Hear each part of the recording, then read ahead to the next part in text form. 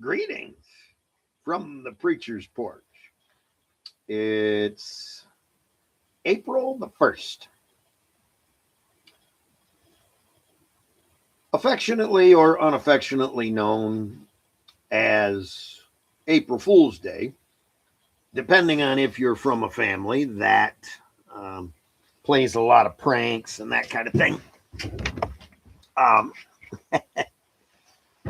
uh, I came uh, I came geared up for this. I've got the covered cup full of, let's see here. I'm not sponsored by these people, but we'll give them a plug. Uh, I get the camera to find the word Contigo, or as I say, Contiga. Uh, I like their cups. When I'm riding motorcycles and I got a cup holder on the handlebars, I can roll hot, fairly cool conditions, and my coffee stays warm for a while. Once again, not sponsored, but a little plug for uh, Magnum Coffee in Spring Lake, Michigan, and a local coffee roaster, and their organic coffee beans. I like that, certified organic stuff. And this is organic Guatemalan. Um, Good stuff. So, anyways, here we are on the preacher's porch. Oh, I also came prepared with some Ghirardelli dark chocolate.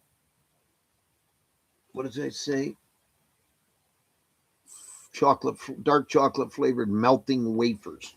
And these are supposedly like, I don't know, raspberry. I don't know what they are. Anyway, they're a nice little dessert. April Fool's Day, I've been trying to think of a really good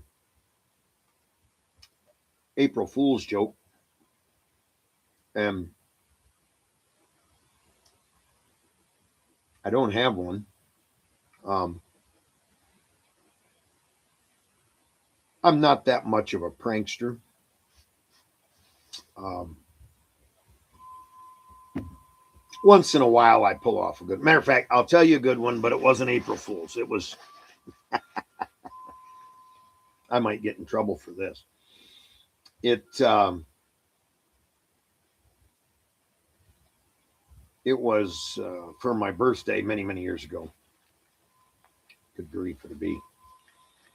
Oh, well, that number number's a little hard to ascertain. Might have been 20 years ago. I don't know. It's a factor. My son was taking flight lessons and working at the local airport. And so I knew some pilots and had been up with a couple of them and flown around. Actually took an introductory flight and put 30 minutes in a logbook that I still have. Should James Brandt ever watch one of these, well, there you go. You could still get money from me, James. Train me to fly something. And my daughter's birthday and mine are only 5 days apart. So usually we take a day in the middle between the two and we go celebrate together. And on this particular one, now remember, we're going back 20 years, long time ago. We went out and, just did little things around town, went bowling or something, ate Chinese, that kind of thing. But it is a pretty good prank. Now, it was it had to have been 20 years ago, because the birthday was going to be my 40th birthday. And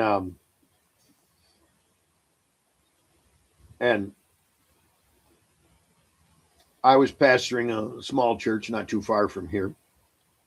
And it's pretty hard to keep something from the preacher in a small church. To run surprises is difficult. Somebody's gonna raise an eyebrow, blink wrong, look wrong, whisper something while looking at you. You're going to walk in on a conversation that suddenly immediately stops, and you know something's up. Well, my birthday was coming, and I knew something was up, and I figured it was up for Sunday morning.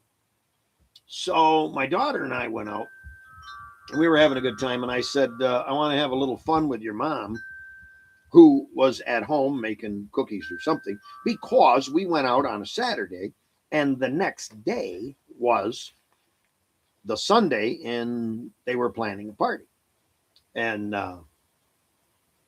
supposed to be a surprise.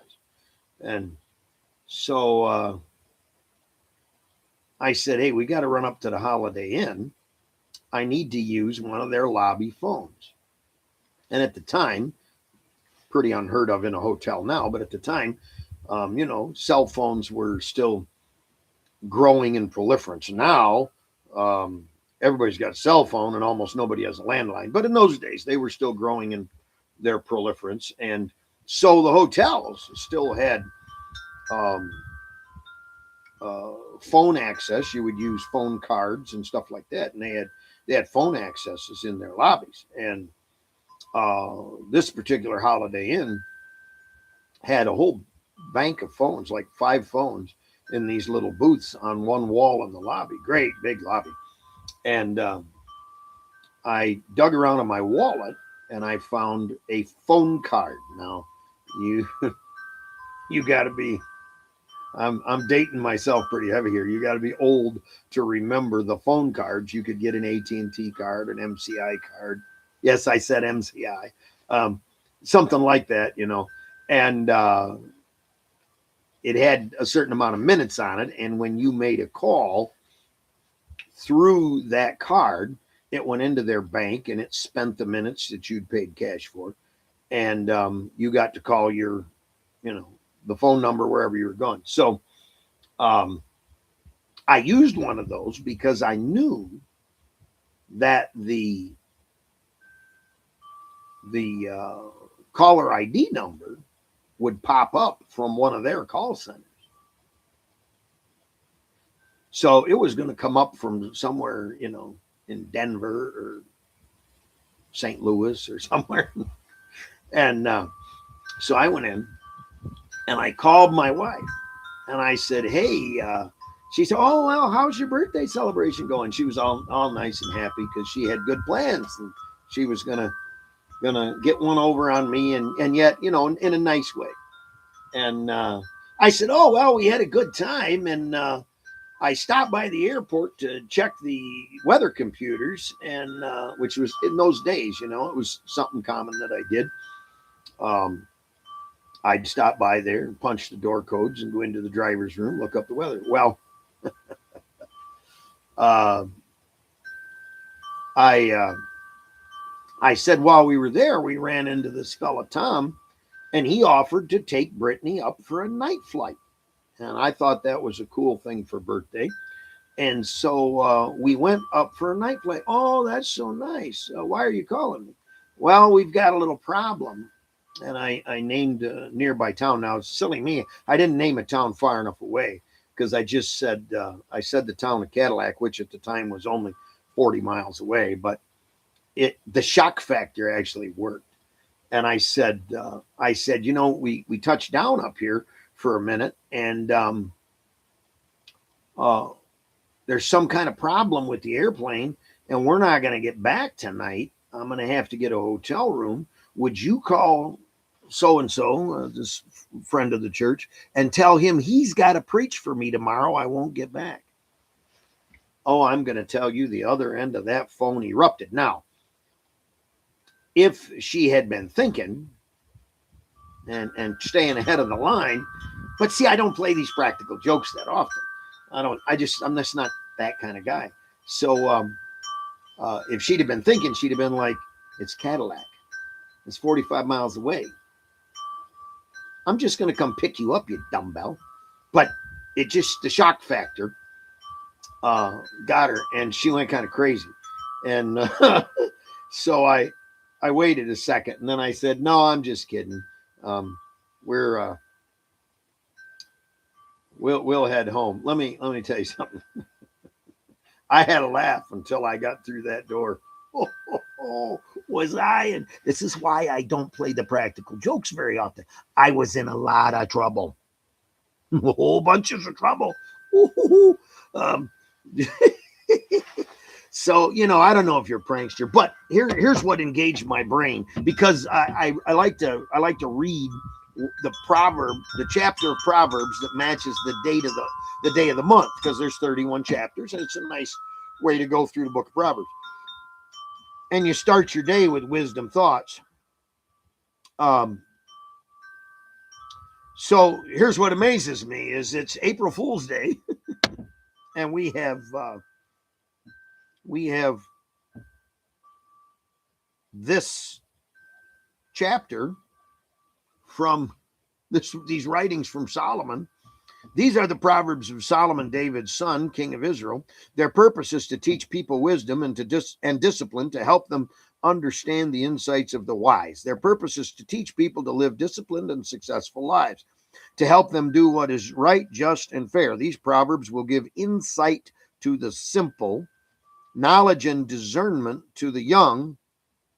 Let the wise listen to these Proverbs and become even wiser. Let those with understanding receive guidance by exploring the meaning in these Proverbs and parables, the words of the wise and their riddles.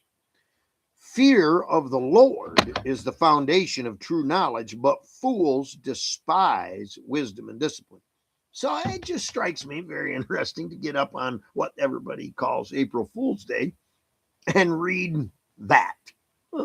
There you go. Now, I got to tell you, there's quite a bit in here. First of all, we find out that gangs and socialist politicians were a problem even in Solomon's day. I'll show you. This says, listen to your parents. And then it says, my child, if sinners entice you, turn your back on them. Now, listen to the description of these sinners. And they are sinners, by the way. When you hear what their plans are, oh, they're sinners. But listen to this, because it's literally gangbangers, mob types, and socialist politicians. Just right there, right in front of your face. They may say, come and join us.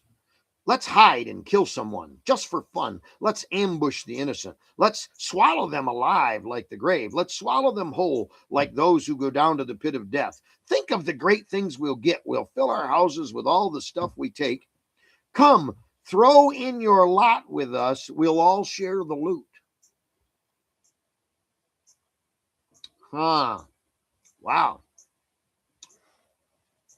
Sounds a lot to me like socialist fraudsters. Oh, we'll all have one purse. My child, don't go along with them. Stay far away from their paths. They rush to do evil deeds. They hurry to commit murder. If a bird sees a trap being set, it knows to stay away. But these people set an ambush for themselves. They're trying to get themselves killed. Such is the fate of all who are greedy for money. It robs them of life. And then it begins to talk about wisdom is shouting in the streets. Now, unless you think that I'm being silly here, let me go back to the some version of the King James here, New King James will work, and we'll look at it again.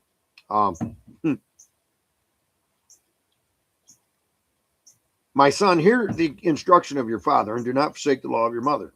They will be a graceful ornament on your head and chains about your neck. And then here it comes, verse 10, only in the New King James. My son, if sinners entice you, do not consent. If they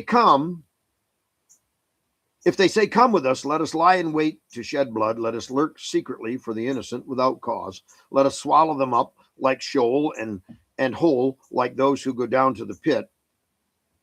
We shall find all kinds of precious possessions.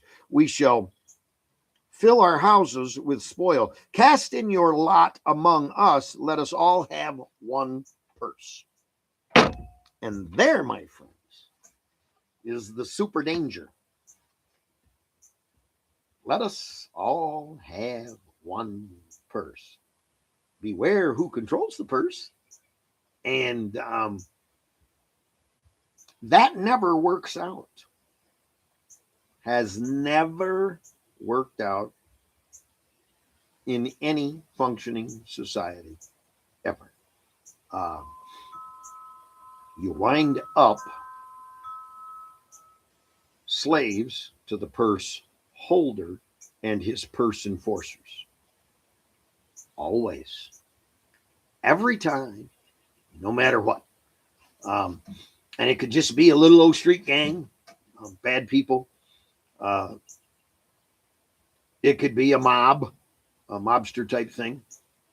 Um, it can be 45% of Congress. Doesn't matter.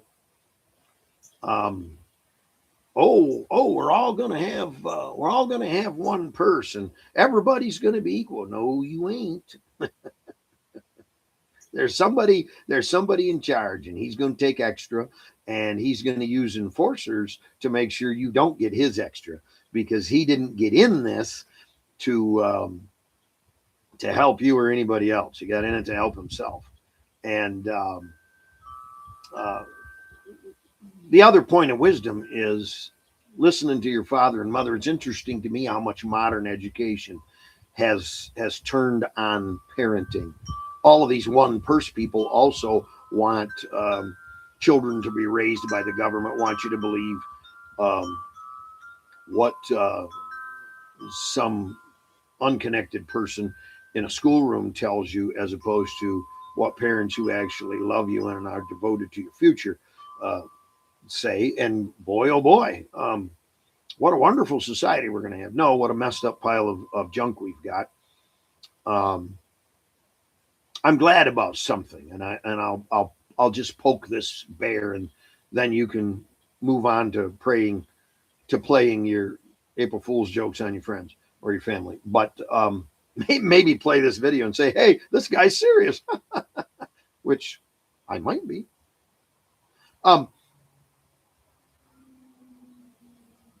I appreciate something about the house that I grew up in. Um,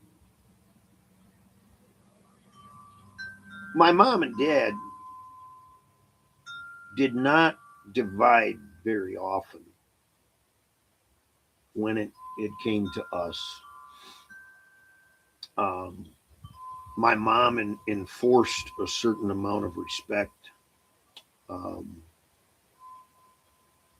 I can remember waiting 30, 40 minutes, supper going to be late, um, because dad had worked at 12, but we were going to sit down together as a family, and he was the head of the table, and he'd worked hard that day, and he was going to pass the food, and she was going to make sure that he got something.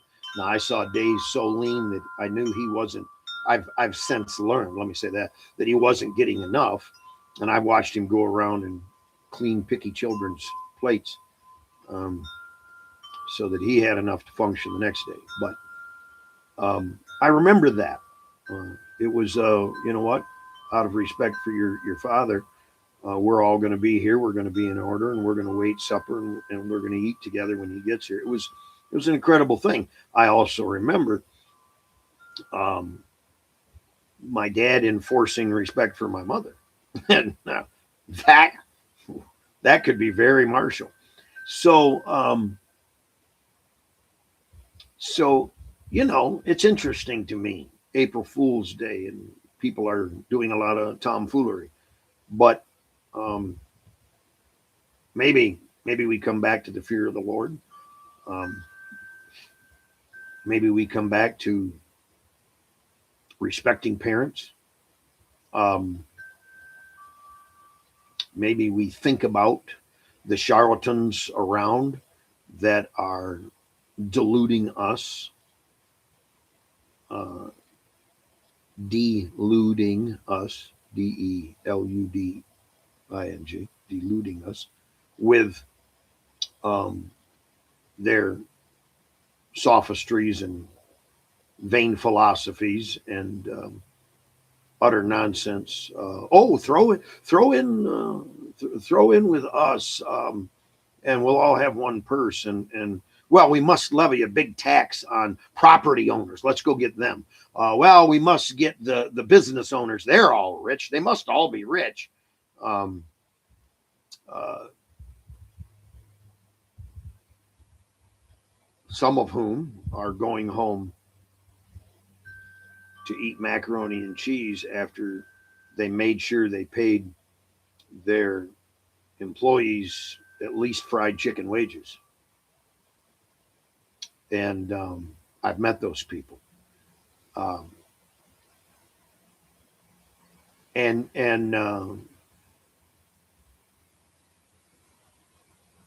there's all of this junk and nonsense that we hear, and it's just balderdash. It's foolishness. It has never ever worked. Not one time. Um, the only thing that works is you have your purse, I have my purse. I have a certain motivation in industry to fill mine. You have your certain motivation in industry to fill yours. And then when there's exchanges between the two of us, we keep our promises. It's the only thing that has ever worked in all of society. Um, that our word becomes binding. That when we discover that our word has languished in some way, um, we make an effort to fix that. And this is really significant challenge to us. And I just thought I would stop by here and read from the wisdom chapters and the wisdom book and the great wise man on what people call April Fool's Day, and kind of help us frame our life thoughts. Now, if you have a good practical joke, obviously I don't have a lot of chatters on with me right now live.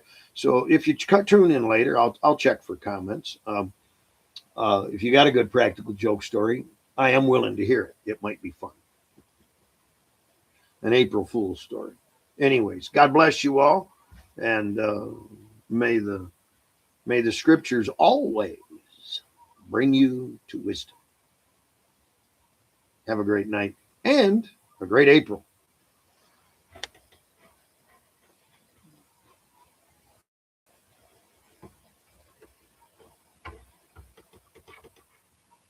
Somehow I can shut this off. Oh, there's a button. Old men in technology.